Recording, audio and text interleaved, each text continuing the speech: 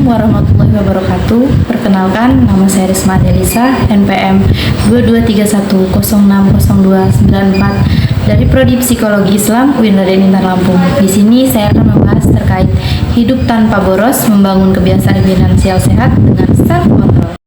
Di era digital, penggunaan e-wallet semakin meluas karena dianggap praktis dan efisien.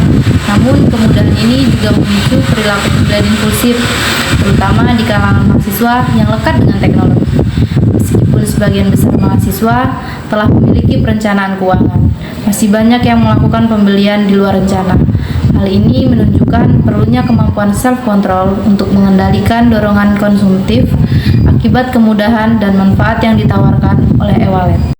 Menurut teman-teman, apa sih itu self-control? Yuk kita bahas bareng. Menurut James R. Averill 2012, self-control adalah kemampuan individu untuk mengatur perilaku dan keputusan berdasarkan keyakinan diri, karena pengendalian diri sangat penting dalam mengelola keuangan agar tidak boros. Selanjutnya kita bahas aspek-aspek self-control. Ada beberapa aspek self-control menurut James Averill 2012, yaitu yang pertama ada kontrol kognitif, yaitu mengelola cara berpikir terhadap keinginan versus kebutuhan dan memahami dampak jangka panjang dari keputusan finansial. Yang kedua ada kontrol perilaku, yaitu mampu menghindari kebiasaan boros dan menyampaikan strategi untuk menghindari godaan belanja.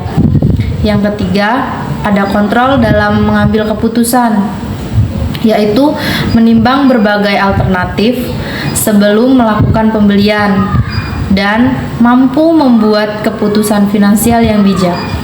Selanjutnya kita bahas faktor-faktor self-control. Menurut April 2012, terdapat dua faktor di dalam self-control, yaitu faktor internal seperti emosi, kepribadian, dan kebiasaan belanja. Sedangkan faktor yang kedua ialah faktor eksternal seperti lingkungan keluarga dan sosialnya.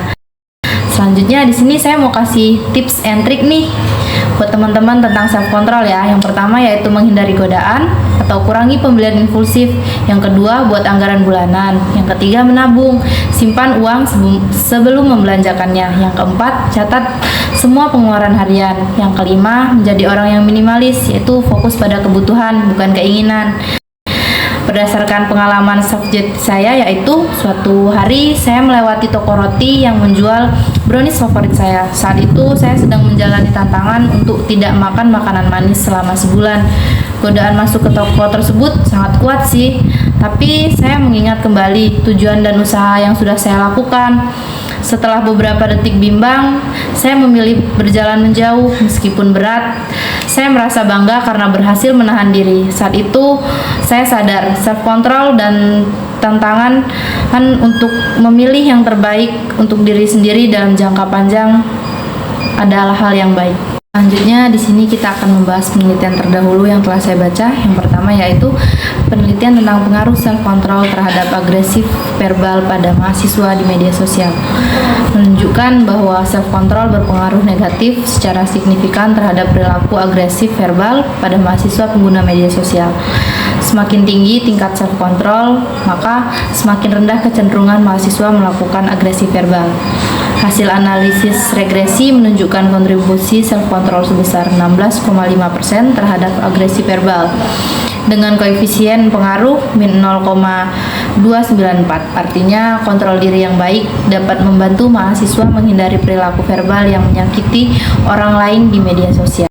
Selanjutnya penelitian terdahulu yang kedua yaitu hasil penelitian dalam jurnal tentang hubungan self-control terhadap perilaku konsumtif belanja online pada mahasiswa remaja.